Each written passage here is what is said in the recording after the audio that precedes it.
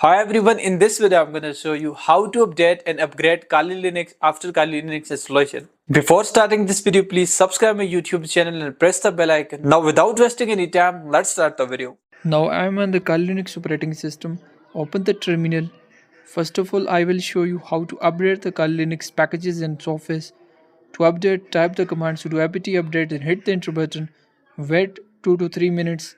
This will install your all packages which required in Kali Linux updating. After that, now I will guide you how to upgrade. So type the command sudo apt upgrade file for upgrade hyphen y and hit the enter button.